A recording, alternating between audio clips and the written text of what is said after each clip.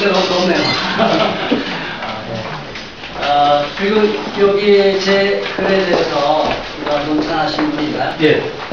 그래서 제가 몇 분 정도 하셨는데? 전체가 2시간이죠? 예. 한 40분 정도를 강의하시고요. 네. 한 5분 정도 네. 논찬하시고요. 네, 그 맞습니다. 그러고 나서 이제 토론을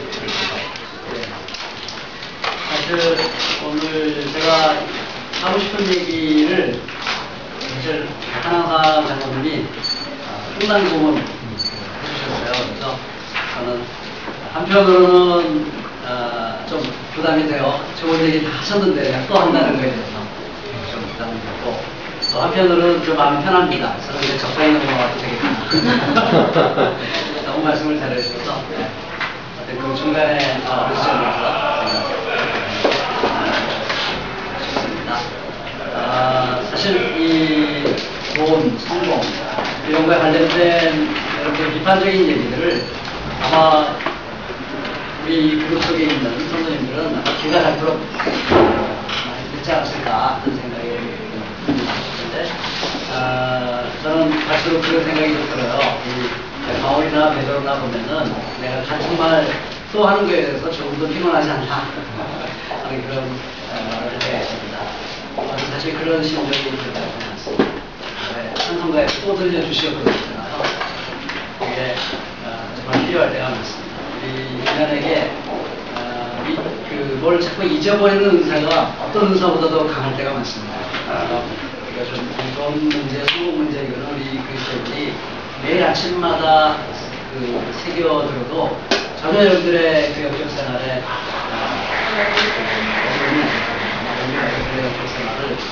활발하게 되는 좋은 주제라고 생각을 합니다. 그래서 조금 더 위축되지 않고 담대하게 하겠습니다.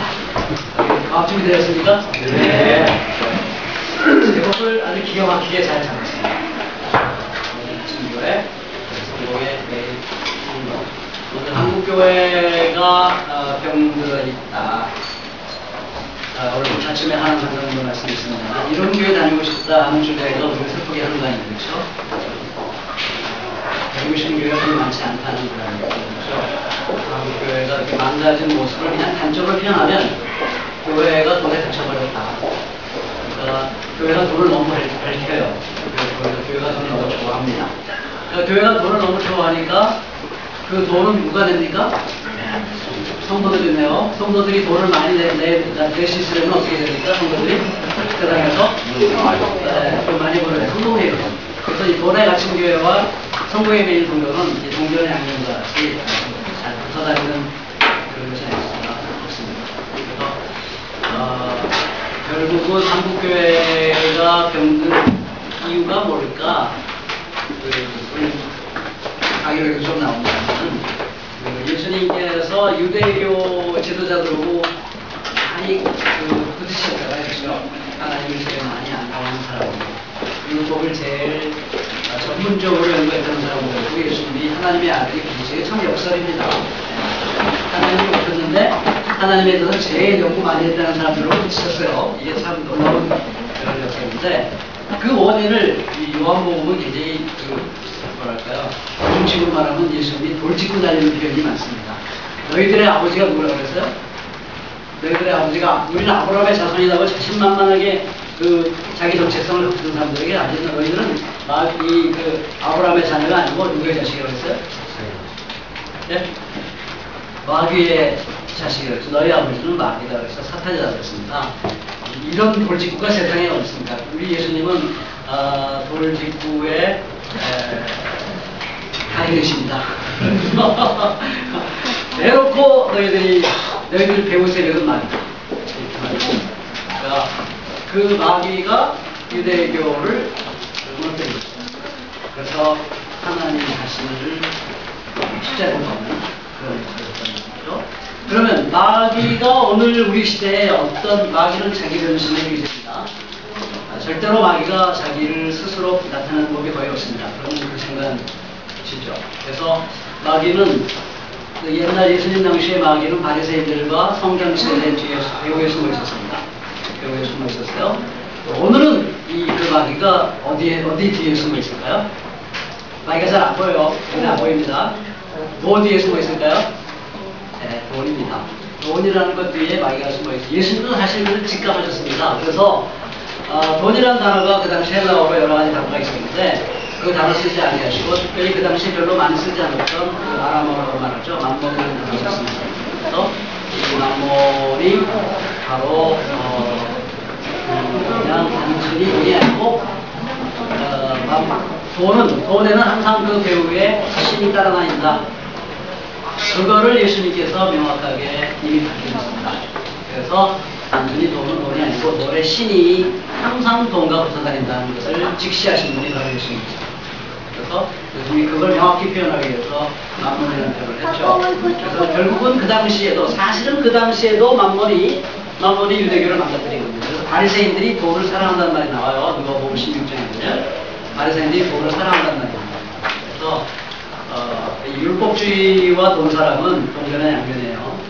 나중에 그 얘기 제가 좀 하겠습니다는 오늘날도 우리 한국교회가 굉장히 율법주의적입니다. 주일성수, 11조, 금연, 금주.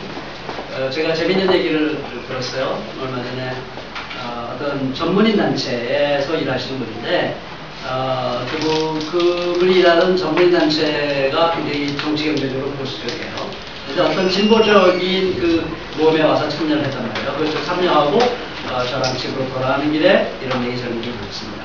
그러니까 자기가 그런데 참여하는 거는 그냥 봐줄 수 있고요. 봐줄 수 있는데 만일에 그 모임이 끝난 다음에 술을 같이 마셨다. 뒤풀이로 술을 마시고 얼굴이 벌게진 거를 그 전문인 단체에 있는 사람이 이거 나가면 안 되는데 이런 거죠. 웃기만 얘기해야 되는데 이거는 나중에 편집을 해보세요. 만약 그런 모습을 발견됐다. 그러면 그 다음날로 자기가 사입을 해야 된다. 그러니까 그만큼 우리 한국 교회가 뭐 술, 담배가 그렇게 중요해요. 술, 담배가 그렇게 중요합니다. 근데 과연 그게 그렇게 중요한 겁니까? 그러니까 어떤 정치, 경제, 사회 문제에 대해서 가난한 사람들, 연약한 사람들의 입장에서 목소리 내는 건 뭐 봐줄 수 있는 거예요. 그게 중요하지 않습니다. 근데 이스라엘 민족이 망한 이유는 뭡니까? 국가가 망했습니다. 나라가 망했어요. 여러분 나라를 잃은 겁니다. 그게 보통 문제가 아니라 나라를 잃었어요. 왜 나라를 잃었습니까? 이스라엘이? 왜 하나님께서 그렇게 자기의 명예를 이스라엘이 나라를 잃으면 명예가 누구 명예가 결국 깎입니까? 모세도 그렇게 이스라엘에서도 기도하잖아요. 하나님께서 애굽에서부터 당신의 백성을 건져내는데 여기서 망하면 당신 이름이 어떻게 되는 겁니까? 하는 그런 얘기가 많이 나와요. 이스라엘 민족이 망하면 사실은 하나님의 얼굴에 먹칠을 하는 겁니다. 자기 스스로 얼굴에 먹칠을 하는 거죠. 그럼에도 불구하고 이스라엘이 망하는 것을 놔두셨어요. 왜 망했을까요? 뭐 때문에 망했을까요? 그거는 우상숭배와 동전의 양면과 같은 이웃을 오늘 이웃사랑 얘기 많이 했어요. 정말 비적자 그런 말 많이 했었죠. 비적자, 비주류, 억압받는 사람, 고통당하는 과부, 고아, 이방인들, 나쁜 애들 이런 사람들을 너희들이 외면했다. 그래서 너희들의 나라는 나라가 망했습니다. 근데 그런 거에 관련된 것에 참여하는 건 별로 중요하지 않아요. 저기 안 가도 그만해요. 저 별로 관심사가 안 해요. 술, 담배를 했다. 이건 관심사예요. 이거는 잘라야 되는 거예요. 네. 그게 도대체 뭡니까? 그렇게 이 교회의 그 판단력을 흐리게 만드는 것이 무엇일까? 그건 바로 돈입니다. 그래서 돈 사랑하는 마음을 정당화시켜주는 게 율법주의예요. 인간의 이 마음속에 가장 강렬한 탐욕은 돈에 대한 탐욕입니다. 나중에 얘기 나옵니다만은 자기가 돈에 대한 탐욕을 갖고 있음에도 불구하고 나는 신앙적인 사람이야 라는 자기 착각을 할 수 있는 최고의 수단은 무엇이냐면 몇 가지 중요한 리스트를 만들어 놓고 그 리스트를 열심히 지키는 겁니다. 술 안 마십니다. 담배 안 핍니다. 주일 봉사합니다. 11조입니다. 몇 가지를 쉬운 게 아니에요. 그것도 사실 어려운 일입니다. 그 어려운 일을 열심히 해서 자기 스스로 자기를 경건한 사람으로 그러고 끊임없이 자기 얘기를 해요. 그래서 바로 그것 때문에 내 마음속 가장 깊은 곳에 있는 그 돈에 대한 사랑이 탐욕이 불처럼 타오르다는 사실을 자기 스스로 깨닫지 못하게 됩니다. 그래서 돈을 사랑한다는 것은 율법주의 신앙과 굉장히 밀접한 관계성 속에 있습니다. 여러분 그거를 굉장히 항상 마음의 염두에 주셔야 돼요. 중세교회도 그렇습니다. 나중에 그 얘기 잠깐 하겠습니다. 그래서 오늘 한국교회를 결정적으로 망가뜨리고 무너뜨리는 것을 보면 결국 신앙의 본질을 흔들어 놓는 거예요. 신앙의 본질을 망가뜨리는 힘이 어디 있느냐? 그것은 돈의 힘입니다. 만몬이 이 교회를 장악하기 시작하면 이제 교회가 신앙의 본질을 양보하게 되고 그 신앙의 본질이 흔들리면 교회가 부패하게 되는 것이죠. 그래서 제가 오늘 그 얘기를 좀 하겠고요. 그리고 거기서 벗어날 수 있는, 그래서 이 교회가 돈에서 벗어나고 해방되고 또 이 성공에 매이지 않는, 성공에서부터 자유로운 그런 교육이 될 수 있는 길이 무엇일까, 그 희망을 함께 찾아봤으면 좋겠습니다. 이런 희망의 길을 가기 위해서 우리에게 일단 제일 필요한 건 뭐냐면, 우리 이 그룹 속에 있는 분들은 강하게 느끼는 사람들이 있는 분들은 여러분들이 이제 다른 그리스도인들을 많이 만나게 될 거아닙니까? 그리스도인들을 만나게 될 텐데, 그때 여러분들이 꼭 염두에 둘 건 뭐냐면, 이제 한국교회가 살려면 이 안톤 실명 증세를 알고 있다는 것을 알아야 됩니다. 이게 뭐냐면, 눈이 멀었는데 자기가 눈이 멀었다고 생각하지, 자기가 눈을 뜨고 있다고 확신하는 증세를 안톤의 실명 증세라고 말합니다. 그래서 눈이 멀어서 어디 길 가다 이렇게 벽에 부딪혀서 멍이 들잖아요. 그럼 이 멍이 들면 그 멍이 든 걸 보고서 아, 내가 눈이 멀었구나 깨달아야 되는데 뭐 볼 수가 없겠습니다만은, 아무튼 그러면 제가 이렇게 다치고 눈이 멀어서 다치잖아요. 아프잖아요. 그러면 내가 눈이 멀어서 부딪혔다고 생각하는 게 아니고 내가 조금 더 조심을 했으면 안 다쳤을 텐데 조심하지 않아서 다쳤다고 생각합니다. 이게 무서운 겁니다.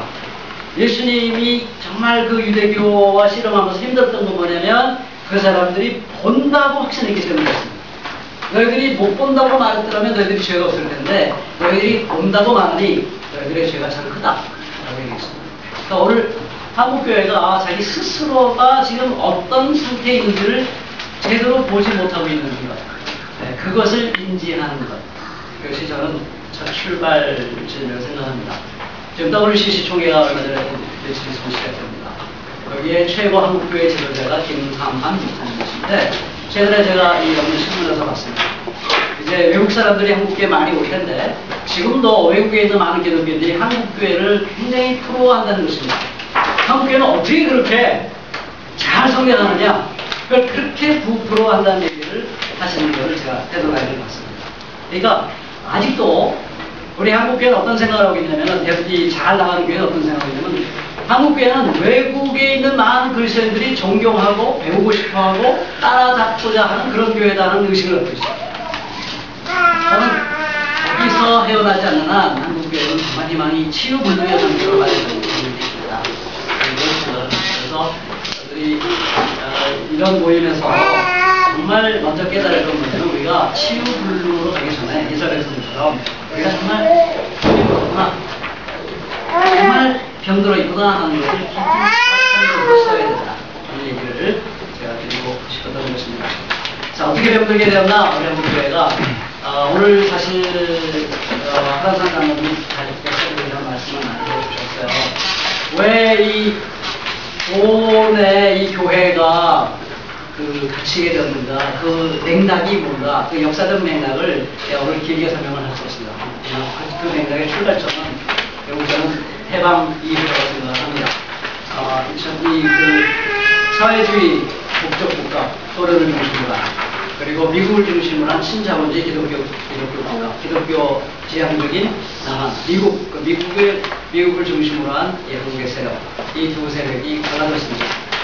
그래서 결국에는 전쟁을 했고요.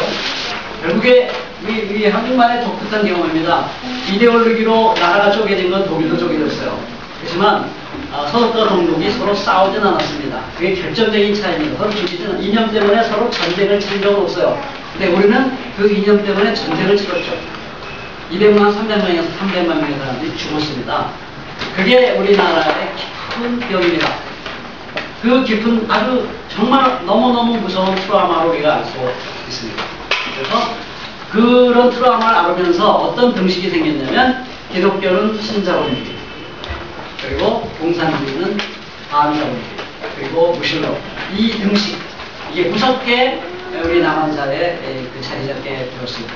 그래서 그 자본주의가 이 한국 사회 전체를 장악하면서 자본주의에 담겨있는 정신, 이 정신이 기독교 안으로 깊숙이 쏙 들어왔습니다. 그렇지 않아도 인간은 자본주의가 아니더라도 인간은 그렇지 않아도 탐욕적인 존재입니다. 그렇지 않아도 돈을 사랑하는 존재예요. 근데 자본주의는 아담 스미스 얘기까지 할 필요 없겠습니다만은 이 막스 베버가 자본주의 정신을 한마디로 정리하면서 부를 추구하는 것, 이윤을 추구하는 것이 인생의 궁극적인 목적이 되었습니다. 그래서 그 부의 추구를 위해서 자기의 온 삶을 던지고 아껴 쓰고 전략하고 자본을 축적하고 그걸 또 투자해서 돈을 벌고 하는 것은 아주 대단한 그 벌수의 덕입니다. 그것이 이 자본주의의 기본적인 정신입니다. 그 정신, 그 자본주의 정신이 기독교의 세례를 받아요. 그래서 그것이 기독교의 윤리와 자본주의 정신은 서로 통한다. 이게 자리 잡게 되었던 것입니다. 그래서 이 한국 사회가 자본주의식으로 엄청나게 발전을 하면서 이 인간과 사회에 있어서 가장 중요한 가치는 부를 축적하는 것이다. 좋은 일을 하려도 돈이 필요하니까 부를 축적해야 되고, 하나님 나라도 확장하려면 부가 축적돼야 되고, 그들의 부를 축적하는 것은 굉장히 중요한 가치다. 그 무엇보다 중요한 가치다는 이런 정신세계가 생긴 겁니다. 그래서 이 해방 이후의 분단, 그리고 전쟁, 그리고 냉전체제, 그리고 신자유주의의 승리, 이런 과정을 거치고 또 더군다나 우리 기독교가 그런 수십 년의 역사 동안에 중산층 이상으로 갈수록 기독교인들이 많아졌습니다. 그래서 오늘날 우리 한국 사회를 바라보면 거의 기독교 국가라고 해도 과언이 아닙니다. 상층부로 올라갈수록 정책 입안을 하고 정책을 결정하고 재판을 하고 대학에서 가르치고 문화를 지배하고 하는 지배층에 있는 사람들이 지배층으로 올라갈수록 기독교인의 퍼센테이지가 올라갈까요 떨어질까요? 한국 사회가 지배층으로 올라갈수록 기독교인의 퍼센테이지가 높습니다. 오래전에 들은 얘기입니다만은 이 강남에서도 제일 노른자리 같은 잘 사는 지역의 기독교인 퍼센티지가 50% 60% 된다는 말을 제가 들었습니다. 그러니까 실제로 이 한국 사회는 어떤 면에서 기독교 사회라고 해도 거의 틀리지 않은 그런 사회입니다. 그래서 이 다른 종교인들이 굉장히 기독교에 대해서 눈을 부릅뜨고 쳐다보는 이유도 바로 거기에 있습니다. 그래서 이 한국 사회가 자본주의 사회고 교회의 리더가 이 사회의 리더예요. 그래서 이 부의 축적에 대한 정당성, 이 부의 축적에 대한 가치, 이게 너무너무 중요한 자리를 차지하게 됐습니다. 그래서 한국 사회에서는 부의 창출보다 더 높은 가치에 대해서 아무리 입술로는 강조할 수 있을지 몰라요. 말로는 강조할 수 있을지 모르지만 실제로는 그렇지 않습니다. 그래서 이것이 한국교회가 이 돈의 가치에 있다고 하는 현실을 정말 정확하게 보여주고 있다. 이렇게 보여집니다. 그래서 그런 역사적 흐름 속에서 이 교회가 자본주의와 지나치게 친자본주의가 되고 지나치게 친자본주의가 되면서 이 돈의 힘에 스스로 감탄하고 이 돈의 힘에 스스로 매료되고 이 교회가 좋은 일을 하려면 돈이 많아야 된다 하는 강박관념에 사로잡히게 된다는 것이죠. 그래서 그걸 신학적으로 정당화하려면 나름대로 자금이 많이 필요합니다. 그렇지 않습니까? 노골적으로 대놓고 돈이 좋으니까 우리 돈 열심히 쓸 수 없잖아요. 다 성경적 근거를 다 돼야 됩니다.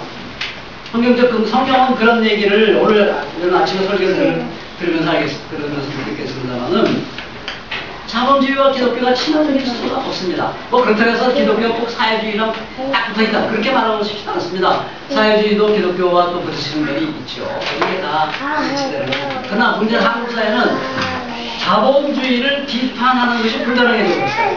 그래서 제가 강의에 나옵니다만은 저는 영국에서 좀 살았습니다만 그렇게 영국이 저는 아주 부러운 나라는 아니거든요. 영국보다 한국이 훨씬 더 좋고 그 온화한 들판을 이 온 나라가 정원 같은 영국보다는 그냥 길에 이제 차든지 인도인지 알 수 없는 그런 골목길을 걸어가면서 저는 희열을 느끼는 사람입니다. 저는 정말 한국을 좋아하는 사람입니다. 그런데 문제는 제가 강의는 나옵니다만은 영국에서는 이제 토니 블레어 잘 아시죠? 그런 사람들이 나는 기독교 사회주의 클럽의 회원이다라는 게 전혀 문제가 되지 않습니다. 그런 사람들이 책을 써내고요. 책 제목도 나옵니다만은 나는 기독교인으로서 사회주의자다 하는 것이 전혀 문제가 되지 않습니다. 그리고 그 노동당의 당 헌법에 들어가면 우리는 데모크라틱 소셜리스트 파티다 이렇게 딱 되어 있습니다. 헌법에 그렇게 되어 있어요. 우리는 민주적 사회주의 당이다. 거기에 수많은 기독교인들이 그 안에 들어가 있습니다. 여러분 한국에서 그게 상상이 됩니까? 여러분 영국은 서구에서도 가장 자본주의 국가입니다. 유럽에서는 가장 자본주의 국가 영국입니다. 미국에 제일 가까워요. 근데 거기서조차도 기독교인들이 사회주의를 얘기하는 거에 대해서 어떤 이 강박관념이 없어요. 근데 한국에서는 그럴 수가 없습니다. 여러분 제가 사회주의자라고 노골적으로 얘기하면 제가 이 자리에 쓸 수 있겠습니까? 어떻게 생각하십니까? 사회주의자 아니세요? 근데 제가 얘기했잖아요. 저는 공동체민주주의자입니다. 왜냐면 사회주의자라고 말을 할 수가 없어요. 그 순간 끊어집니다. 그래서 이게 전혀 말이 안 되는 얘기인데 이걸 말 되게 하려니까 그런 방법은 성경을 뒤틀 수밖에 없어요. 그래서 여기 탐욕의 복음이라는 책에 보면은 기복신은 탐욕의 복음이 형성된 그 신학적인 이유, 그 성경을 뒤틀은 해석한 것인데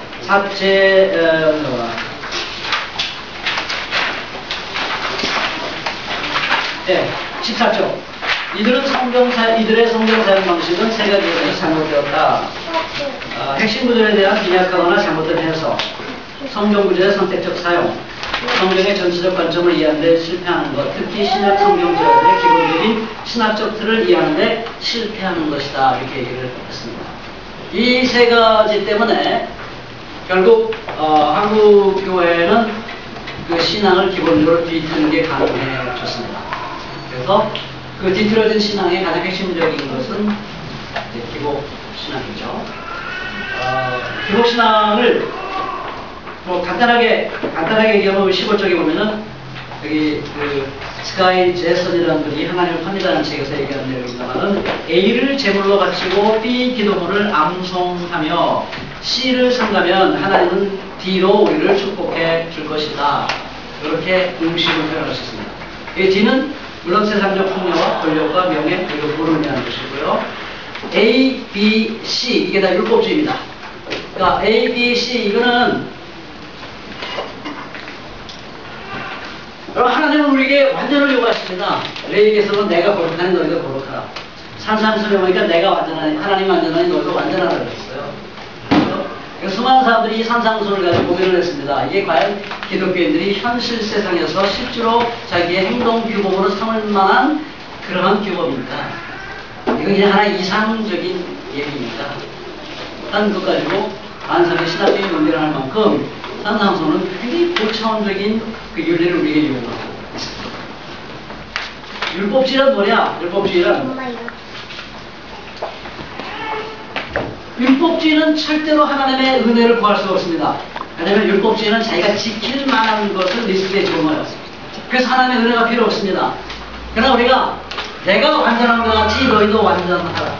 내가 거룩한 것 같이 너희도 거룩하라. 이 말씀 가지고 살려면 그럼 어떻게 숨을 쉬며 살 수 있습니까? 어떠세요? 하나님 완전한 것처럼 내가 완전하려고 매일매일 결심을 해보십시오. 지식사입니다. 지식. 그러니까 이거는 뭘 의미하냐면 우리가 어떤 지킬 만한 것을 이렇게 리스트를 만들어 놓고 지키는 게 아닙니다. 그리스도의 삶이라는 것은 하나님의 완전을 향하여서 오늘 그래서 우리 항상님이 그랬잖아요. 원수를 사랑하는 것이 저에게 너무 어려운데 원수를 사랑할 수 있는 눈을 나게 주세요. 이렇게 기도하는 교회를 다니고 싶다고 그랬어요. 아주 핵심적인 얘기를 하신 겁니다. 하나님이 완전한 것 같이 나도 완전하기를 간절히 소원하는데 내 힘은 안 됩니다. 주님 나는 오늘도 주님이 나를 만져주지 아니하시나. 오늘도 주님의 얼굴을 나에게 보여주지 아니하시면, 오늘도 성령께서 내 마음에 가득 채워주지 아니하시면 내가 오늘 숨을 쉬며 살 수가 없습니다. 도대체 내가 그래서 무릎을 꿇었습니다. 내가 주님을 바라봅니다. 주님을 의지합니다. 나를 도와주세요. 제발 please. 신앙이란 그렇게 사는 겁니다. 그러니까 뭐 A를 제물로 바치고 B 기도문을 암송하고 C를 상하면 하나님이 나에게 축복 주신다? 이건 가짜 신앙입니다. 그런 거 없어요. 하나님의 축복을 받을 만한 어떤 리스트가 없습니다. 하나님이 완전함과 같이 우리는 끊임없이 그 완전을 향해서 한순간도 우리는 다 이뤘다고 말할 수가 없습니다. 어느 한순간도 이만하면 됐다라고 말할 수가 없어요. 우리는 매 순간마다 나는 주인의 괴수일 뿐입니다. 그래서 나를 위해 죽으신 주님이 고맙고 저는 십자가만 생각하면 내 가슴에 눈물이 터집니다. 그게 매일매일 바울이 그렇게 매일매일 살았습니다. 그렇죠? 그게 은혜로 살아가는 것이죠. 근데 기복신앙은 그렇게 우리 그런 신앙을 이끌지 않습니다. 요거 제물로 바치고 요거 삼가고 요렇게 기도하면 당신 축복받을 수 있어 라고 간단하게 기독교 신앙을 정리해주죠. 쉽기 때문에 많은 사람들이 따릅니다. 그러나 예수님이 우리에게 전해준 십자가의 제자도 그렇게 하시죠. 율법주의는 절대로 기쁨이 없습니다. 다 쉬기 때문에 좋을 것 같죠. 그러나 거기에는 주님의 얼굴을 보는 감격이 없습니다. 왜 감격이 없어요? 세상적인 쾌락이 있을 뿐이에요. 그러나 하나님이 완전한 것 같이 너희도 완전하라, 그 말씀을 붙들고 은혜로 살아가는 사람은요, 이 주님의 숨결을 느끼지 않는 순간 살 수가 없어요. 그 주님과 함께 동행하는 기쁨을 잃어버리면 살 수가 없어요. 그래서 그 기쁨을 끊임없이 갈망합니다. 그리고 그 기쁨을 맛보며 살죠. 그게 신앙의 진정한 행복입니다. 그 행복을 경험하지 못하게 만드는 게 기복신앙인 것이죠.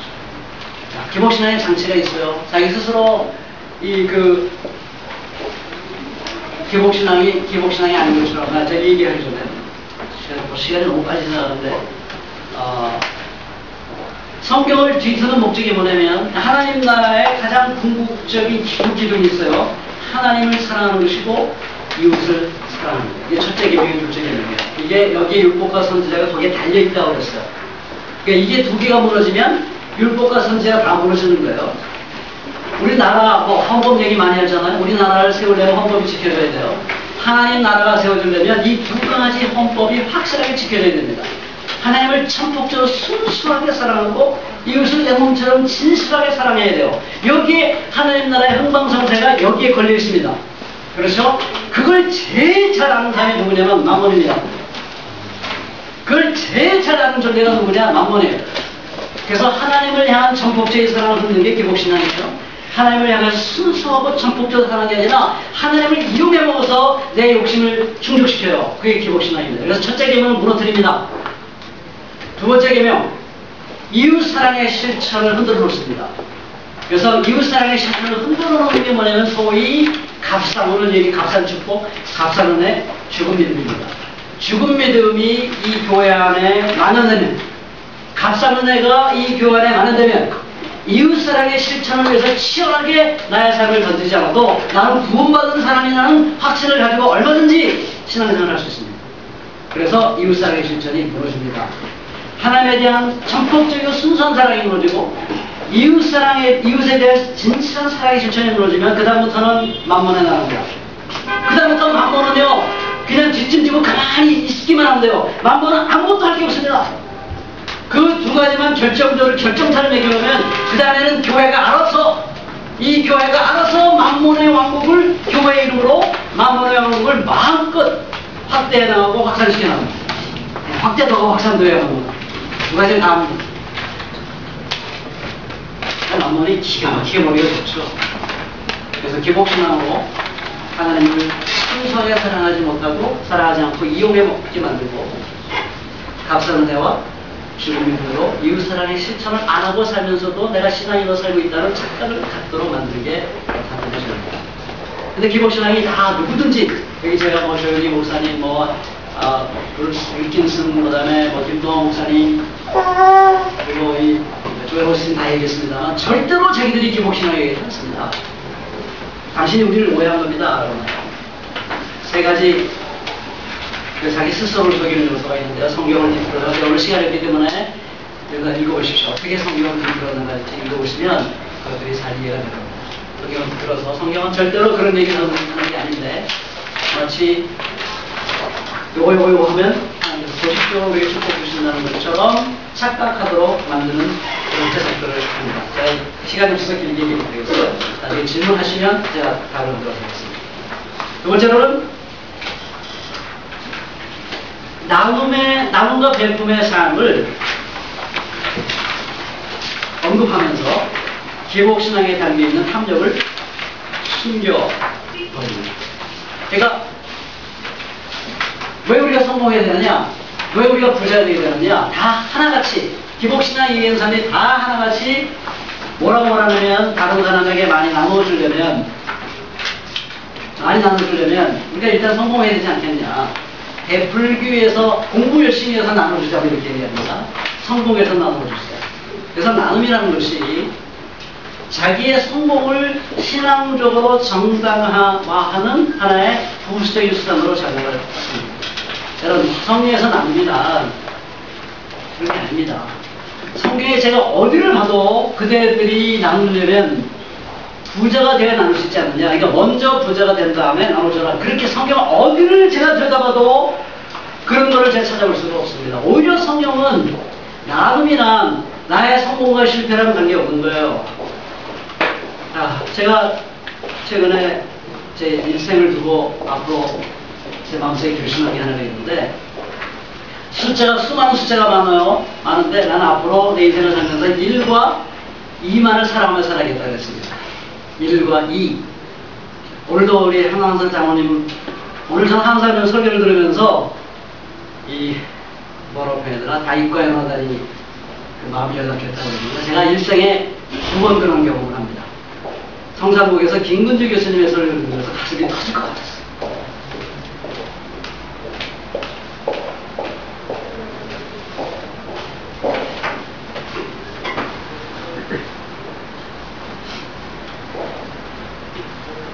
죄송합니다. 오늘 설교를 들으면서 눈물이 많이 나와서 견딜 수가 없습니다. 한 마리야. 일은 한 마리 아닙니다. 가만 나온 마리가 한 마리. 이는 뭘까요? 이. 성경에 나온 불. 저기 했던 한 5,000원, 6,000원. 난 1과 2만 사람을 살겠다. 돈보다 사람이 중요해요. 한 마리 아니고 중요합니다. 그 다음에 중요한 건 두렵습니다. 네, 이거 하나만 지켜도 내 일생을 잘 살겠구나. 이런 생각을 해봤습니다. 여러분, 예수님이 정말 슬퍼하실 것 같아요. 여러분들이 나누기 위해서는 먼저 부자가 돼야 됩니다. 이 말을 예수님이 너무 가슴 아프게 느낄 겁니다. 그러면 이 세상에 가난한 사람은 나눌 수 없다는 얘기입니까? 그런 나쁜 말이 어디 있습니까, 세상에? 그런 말을 들으면 이 두 랩돈을 자기 생활비가 다 해봐야 5,000원밖에 안 되는 이 사람의 마음은 얼마나 마음이 상하는 것입니까? 여러분, 마게다냐 성도들이 극한 가난 속에서 풍성에 헌금했다고 이 바울이 칭찬합니다. 진짜 풍성하다. 저는 요즘에 다시 한번 정말 돈이 많았다는 의미가 아니에요. 마게다냐 사람들이 극한 가난 가운데 헌금을 했으면 얼마나 많이 했겠어요. 근데 이 바울은 너희들이 극한 가난 속에서 풍성하게 헌금을 해서 내가 너무 감동이 되고 그거야말로 그리스도의 은혜에 참여한 거고 고린도 교회요 마게도 교회를 배우십시오. 당신들도 그리스도의 은혜에 참여하십시오 그랬어요. 그래서 은혜가 나온 겁니다. 그래서 예수님이 부자지만 가난해졌다. 너희들도 그 은혜에 동참해라. 그래서 은혜가 나온 건데 그거를 김옥신에서 어떻게 얘기하냐면 예수님께서 우리를 부자로 만들기 위해서 가난해졌으니까 우리가 부자가 돼야 주님께서 의도하신 게 우리 가운데 이루어진다. 내가 부자가 안 되면 주님이 헛것을 거다. 우리를 부자 만들기 위해서 주님이 가난해졌는데 우리가 부자가 안 된다면 주님이 헛것을 시킨 거다. 네. 이런 얘기를 할 때는 제 가슴이 찢어질 것 같습니다. 그래서 나사로를 향해서도 하나님을 잘 믿었지만 하나님께서 축복 주시는 것을 믿지 못해서 가난하게 살다가 죽은 사람이다 라고까지 얘기를 합니다. 세상에 그런 게 어디 있습니까? 여러분, 아까도 얘기했죠. 하나님의 나라는 힘으로 하는 게 아닙니다. 하나님의 나라는 가난해도, 내가 실패해도, 성공하지 못해도 내 마음속에 나의 삶 전체를 나누고 싶은 마음이 있으면 하나님은 그 사람을 통해서 위대한 역사를 주십니다. 그게 하나님의 나라입니다. 그게 주님께서 우리 가르쳐 오신 놀라운 사건이고, 그게 가장 강력한 힘입니다. 그렇잖아요. 오늘 십자가 얘기했지 않습니까? 그 십자가에서 예수님이 가장 처절하고, 얼마 전에 숭실대학교에서 제가 교직원 설교했는데 그 제목을 약한, 너무나 약한, 이렇게 인간적인, 너무나 인간적인 패러디를 했습니다. 멋있습니까? 제 아이디가 위크입니다. W-E-A-K. 그게 하나님 나라의 강력한 힘입니다. 세상적인 성공과 또 부의 축적, 이거 가지고 주님의 나라를 그거 가지고 뭐 나눈다? 그건 삼성도 합니다. 삼성이 훨씬 더 잘합니다. 이랜드가 훨씬 더 잘합니다. 하나님 나라는 그런 힘으로 되는 게 아닙니다. 그래서 기복신앙이 결정적으로 나눔과 배품을 이용해서 자기의 탐욕을 정당화하는 그런 함정에 우리 한국에 절대로 빠져나가면 됩니다. 거기서 벗어날 수 있도록 여러분들 많이 기도하시기 바랍니다. 세 번째 함정은 왜곡된 바이올리즘이에요. 여러분 성경 전체를 보면요, 어떤 얘기가 더 많을까요? 예수 하나님 잘 믿고 성실하게 살아서 이 세상에서 잘 먹고 잘 마시고 높은 지혜로 성공했다는 말이 많습니까? 하나님은 잘 믿었더니 너무나 고생 많이 하고 이 땅에 핍박받고 고생한 얘기가 많이 합니다. 어떤 얘기가 많이 합니까, 성경? 자신 없으면 성경 다시 한번 읽으세요. 잘 읽어보시면요. 여러분, 예수님이 하나님을 제일 잘 믿는 사람입니다. 딱 장수는 어때요? 장수. 3년 살다 돌아가셨어요. 네? 그 죽음도 처절한 십자가의 처형으로 돌아가셨습니다. 여러분, 기복신앙은요, 하나님의 마음이에요. 하나님의 마음. 하나님 원하는 건 뭐냐면 이 세상의 모든 불의가 다 사라지고 서로 이웃과 진실하게 살아내서 모두가 다 잘 사는 사람들, 이게 아버지 하나님의 마음입니다. 저는 거기에 전적으로 동의하고, 저는 절대로 금욕주의자가 아닙니다. 금욕주의는 보였습니까? 보입니까? 아닙니다. 네, 성경에 보면은 제일 첫 번째 명령이 열심히 성관계를 맺어서 자식 많이 낳아. 두 번째 명령이 먹고 또 먹어라. freely eat 되는데요. 그 히브리어로 보면 이제 먹어라 되어 있습니다. 왕창 먹어라. 두 번째 명령이. 네? 여러분, 부부 생활 안 하고 애기 낳을 수 있어요? 생존 번성할 수 있습니까? 안 되죠. 첫째 명령이 부부 생활 잘하라. 열심히 해라. 두 번째 명령이 열심히 먹어라. 이게 하나님의 명령입니다. 그러니까 저는 절대로 금욕주의지 않아요. 제가 가난한 사람들의 깊은 관심을 갖고 하는 이유는 뭐냐? 왜 우리 그리스도인들이 가난하게 살아야 되느냐? 물질이 중요하기 때문에 그렇습니다. 여러분, 자기가 기본적으로 필요한 물질이 없어 하고 싶은 거 할 수 있습니까? 못해요. 제가 중학교 때까지 수채화를 했습니다. 막 칭찬도 해주고, 제가 한국일보 소녀한국에 나서 특선했어요. 제 고등학교 올라가서 유화를 그리고 싶었습니다. 아, 이게 비싸네. 우리 지금 찢어지게 가난한데. 수채화 물감은 하겠는데 유화는 못하겠어요. 포기했습니다. 자, 유화를 못 그립니다. 여러분, 제가 왜 그리스도인들이 가난하게 살아야 되는지 압니까? 가난하면 자기를 실현할 수가 없어요. 그래서 모든 사람들이 다 자기를 마음 놓고 꽃 피울 수 있는 그런 세상에 왔으면 좋겠는 거예요. 그런 세상에 오기까지 다른 사람은 자기를 실현하지 못하는데 어떻게 나만 나를 실현하면서 합니까? 그게 용납이 안 되는 거죠. 그래서 가난하게 살자는 얘기입니다. 물질 세계가 뭐 나빠서가 아니라 물질 세계가 너무나 소중하기 때문에 기독교인들은 가난하게 살아야 돼요. 모든 사람들이 다 잘 살 수 있는 날이 오기를 바라면서. 그래서 성경에 보면은 그런 마음 가지고 사는 사람은 이 땅에서 성공하기 힘듭니다. 여러분, 권력의지라는 얘기 많이 하죠. 우리 정치 얘기하면 죄송합니다만은 그 하나님 장로님 제 마무리하겠습니다. 읽어보세요, 나머지는. 그 출당기념회 때 문재인 씨가 왔더라고요. 그래서 농담으로 하셨지만 그 사람이 너무 착하고 어지러서 대통령이 못 됐다고 그러더라고요. 권력 의지가 없으면 대통령 못 됩니다. 여러분, 자기를 다 내놓고 사는 사람, 가난하게 살기를 소원하는 사람이 이 세상에 성공할 수 있을 것 같습니까? 그런 정신 가지고 세상에 성공할 수 있습니까? 안 됩니다. 성공할 수 없어요. 그러니까 하나님 뜻대로 사는 사람은 성공할 확률보다는 실패할 확률이 확률적으로 따지면 훨씬 높습니다. 그런데 이 기복신앙이 자꾸 자기 착각하는 건 뭐냐면, 제대로 믿으면 하나님께서 축복을 주십니다. 믿음이 좋은 거라고 생각해요. 과잉 믿음입니다. 과잉 믿음, 왜곡된 믿음. 그건 진정한 믿음이 아니에요. 근데 언어로는 믿음이에요. 믿습니다. 언어로는 믿음입니다. 그래서 자신들이 굉장히 신앙이 좋은 거라고 생각하는 거죠. 이게 함정이죠. 그래서 이렇게 교회가 물질에 의해서 신앙을 뒤틀어 놓으면 결국 그 교회는 진정한 제자도를 터득한 사람들이 없게 됩니다. 진정한 제자도를 터득한 사람이 없게 되고, 그 교회는 누구로 가득 차게 되냐면 이 세상에서 기복신앙으로 성공한 사람으로 가득 차게 되어 있습니다. 그러면 교회는 부패할 수밖에 없어요. 그렇게 하나님 나라에 대한 관심이 없으면 확대를 해야 됩니다. 확산이 아니라 확대를 해야 돼요. 확대를 하려면 돈이 필요합니다. 그렇죠? 그래서 결국 이 개교회주의, 확대를 하려면 개교회주의를 제대로 하려면 돈이 필요하기 때문에 사람들에게 끊임없이 성공하도록 경유하는 그런 함정에 빠지게 되고요. 그래서 결국 교회는 강도의 소굴이 되고요. 예수님의 제자가 그 교회의 주인이 되는 게 아니라 이 세상에서 수단 방법을 가지지 아니하고 돈 번 사람들이 그 교회의 주인이 됩니다.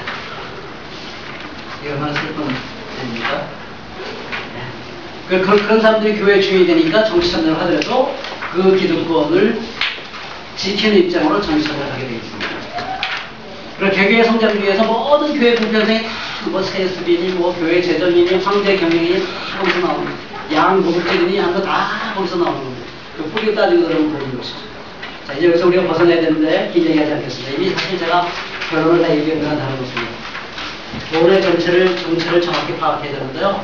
돈은 그냥 돈을 줍니다. 수동적으로 생각하시면 안 됩니다. 여기 제가 강연을 쭉 강의를 적었습니다. 돈은요, 엄청난 활동적인 행위자입니다.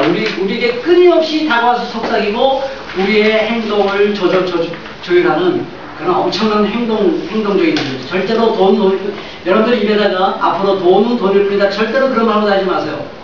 돈이 그렇게 자존심 상한다고 그럴 거야, 돈이. 내 존재를 모르구나. 돈이 그렇게 수동적인지 아냐? 돈이 그렇게 무생물치의 존재인지 아냐? 너희들이 나를 몰라도 한참으로 돈은요, 강력하게 우리를 유혹하고, 우리를 끌어당기고, 우리로 가면 뭔가 행동하도록, 우리에게 끊임없이 우리가 와서 행동하는 존재지, 그냥 저기 돈을 내가 쓰기 나름이라고 누워있는 존재가 아닙니다. 거기서부터 벼랑작전이 나오는 겁니다. 이 돈을 무서워해야 됩니다. 여러분, 마약을 그렇게 얘기하지 않죠? 마약을 두려워합니다. 돈을 두려워하셔야 됩니다. 두 번째로, 돈은 자신에 대한 법이에요. 누구도 자기를 통제하는 것을 허용하지 않습니다. 그래서 우리 노무현 대통령이 대통령이면서도 권력이 시장에 넘어갔습니다라는 표현을 했어요. 대통령은 어떻게 할 수 없는 거예요. 국회도 어떻게 할 수가 없어요. 돈의 힘 앞에서. 언론도 돈의 힘 앞에서는 꼼짝 못합니다. 돈은 누구의 통제도 받지 않습니다. 돈은 모든 것 위에 있습니다. 돈은 자기가 법을 자기 스스로 만드는 게 법입니다. 무슨 초과 이윤, 공유제 이런 거 나오면요, 우리 이건희께서 나오셔서 그거 들어본 적이 없다. 그렇습니다. 쑥 들어갔습니다. 여러분, 돈 위에 어떤 법도 존재하지 않습니다. 돈으로 살 수 없는 게 없습니다. 갈수록 돈으로 살 수 없는 게 주로입니다.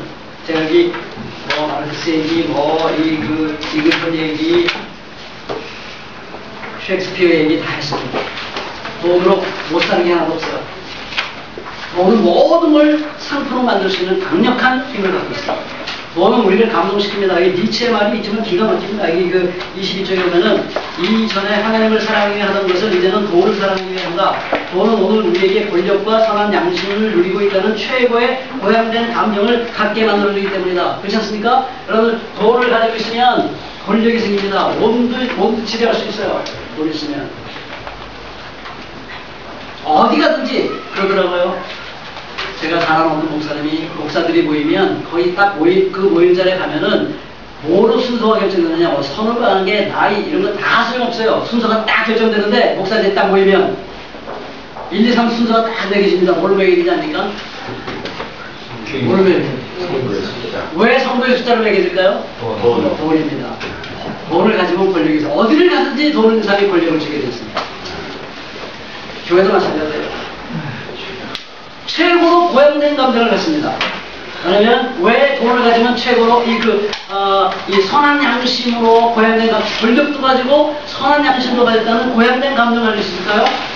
돈을 많이 가지고 있으면 어떤 확신을 가지고 하나님이 나를 이쁘게 보셔서 하나님이 나를 이쁘게 보셔서 나를 승인해 주셨구나 하는 그 선한 양심을 갖게 됩니다.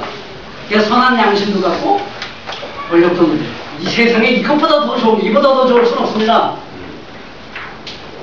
그래서 이 돈은 우리에게 끊임없이 헌신하도록 우리를 이끌 수 있는, 여러분, 교회에서는요, 이 자발적, 이 생명계는 자발적 헌신이 중요해요. 네. 일들도 있어서. 이 자발적 헌신을 이끌어내는 게요, 이게, 우리 생명교회는 정말 잘하는 겁니다. 정말 잘하는 거예요. 그것합니다. 그러나, 완전하라 하는 그런 기준에 보면 아주 갈 길이 없습니다. 근데요, 돈은 우리에게 자발적 헌신을 하도록 만듭니다. 무서워요. 네, 돈은 우리에게 강요하잖아요. 사람들이 자발적으로 헌신을 합니다, 돈을 위해서. 그래서 무서운 죄입니다. 돈의 정체. 어떻게 우리가 돈을 이기냐? 이건 구원 아니고는 안 됩니다. 인본주의적인 노력, 형식적인 신앙, 절대로 돈 못 이깁니다. 사교, 예수님을 확실하게 만나야 됩니다. 정말 나에게 가장 큰 행복은 주님입니다. 주님만 내 곁에 있다면 내가 지금 죽어도 좋습니다. 바울이 그렇게 말하지 않습니까? 살아남아서 사역을 하는 게 좋으냐, 지금 죽어 주님 곁으로 가는 게 좋으냐. 나에게 묻는다면 뭘 더 원한다고 그랬어요? 바울이? 사역보다는 지금 죽어도 주님 곁으로 가는 게 좋겠다고 그랬어요. 빈말 아닙니다. 그건 빈말 아니에요. 그건 진짜입니다. 그건 구원받은 사람만이 경험할 수 있어요. 그 사람만 만몬을 이길 수 있습니다. 그 구원의 감격이 없는 한 절대로 만몬 이길 수 없습니다. 그러니까 여러분들이 만몬과 싸우려면, 만몬과 정말 치열하게 싸우기로 결심한 사람들은 복이 있을지어다. 그 사람은 행복한 신앙의 길을 갈 수 있습니다. 왜냐면 만몬과 치열하게 싸우다 보면 하나님을 붙들고 늘어지지 않으려야 않을 수가 없습니다. 저는 정말 세상에 믿을 수 없는 말은, 이 자본주의 사회에 맞서서 사회 참여하면 복음의 본질을 흐리게 되는 이 말은 정말 머리로 하는 말입니다. 제가 싸워보니까요, 주님의 은혜가 아니고 한순간도 살아갈 수가 없어요. 너무 힘들고요, 너무 어렵고 눈물이 앞을 달릴 뿐입니다. 그래서 정말 만몬과 싸우기 결심했어요. 그런 여러분들의 신앙의 길은 복이 열린 겁니다. 왜냐하면 만몬과 싸우는 것은 우리 주 예수 그리스도의 그 십자가의 도로 내 심령이 불타오르지 않으면 만몬과 절대로 싸울 수 없다는 걸 여러분들이 알기 때문에, 여러분들 은혜 가운데 살기를 원하시면 죽을 때까지 나는 만몬과 싸우기로 결심했다. 이렇게 오늘 결전장입니다. 결전장이라는 말, 뭐라고 하죠? 전쟁 나가기 전에 견인하는 거. 네? 출사표를 나눕시다. 나 이제 앞으로 만몬과 맞짱을 뜨겠다. 이런 사람은 복이 없는 사람입니다. 하나님의 은혜가 없이는 할 수도 없는 일을 걸어보도록 결심하시기 때문에. 그래서 날마다 삭개의 은혜를 경험하시기 바라고요. 자, 돈의 정체 파악, 구원의 경험, 사랑의 공동체를 추구하세요. 이거 얘기 더 해야지. 우리 대우교회 오늘 설교시에 얘기 많이 제가 얘기해드렸습니다. 대우교회가 더 좋은 교회다? 예루살렘 초대교회 이런 말 섞지 마세요. 확산하는 교회가 되시기 바랍니다. 마지막으로 십자가의 돌을 몸에 익히는 그런 성도가 되어야만 만몬과 싸울 수가 있습니다. 네, 이것도 제가 길게 얘기하지 않겠고요. 만몬과 싸우는 가장 강력한 무기는 왜 유대인은 표적을 구하고 헬라인은 지혜를 구하지만 나는 십자가에 달린 그리스도를 전한다고 했어요. 하나님이 약한 것이 사람의 강한 것보다 강하다고 했습니다. 여러분, 오늘 아침 설교가 바로 그 내용이었습니다. 여러분, 이 세상에서 가장 강한 힘은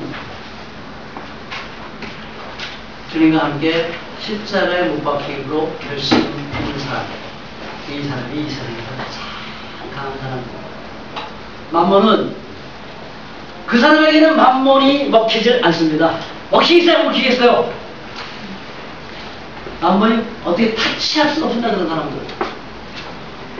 제가 이 말 읽고 마치겠습니다. 여기 누가 내 생계를 위협하는가 책을 읽으면서 제가 너무나 깊은 감동을 받았는데요.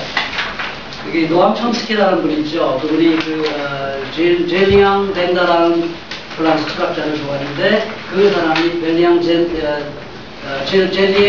뱅다라는 사람이 세계관을 얘기했는데 이 세상에는 두 종류의 원칙이 있다. 즉 힘과 특권의 원칙이 있고 진리와 정의의 원칙이 있다. 당신이 진리와 정의를 추구한다면 이는 곧 힘과 특권의 감소를 의미합니다. 만약 당신이 힘과 특권을 추구한다면 진리와 정의가 희생될 테이고 모든 진정한 지식인의 신념은 예수가 그러하듯이 내 왕국은 이 세상의 것이 아니다 해야 한다고 말했습니다. 마지막으로 한마디만 더 인용하겠습니다. 마틴 루터 킹의 마지막 내가 이런 결심을 했습니다 라는 이 설교문에 나오는 그런 이야기인데요. 이것만 읽고 오늘 강의를 마치도록 하겠습니다. 지금부터 안 듣는데.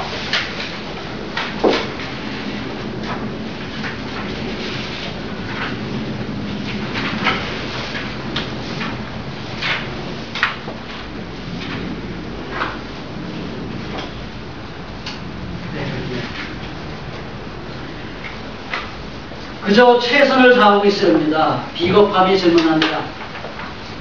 안전할까? 사리 분별이 제게 묻습니다. 정치적인가? 허영심이 제게 묻습니다.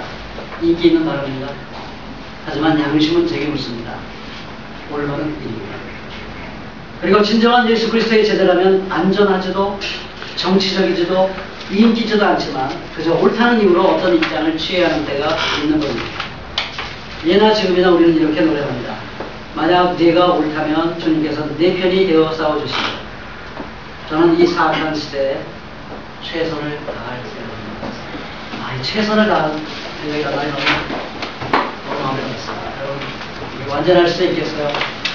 최선을 다해서 제자들의 일을 나갈 수 있겠습니다. 그러나 여러분을 통해서 이 오래 가셨던 미래가 해방이 되고 성공에 대했던 이승들의 자유로우는 놀라운 역사를 보여주고 있습니다. 공청해 주셔서 대단히 고맙습니다.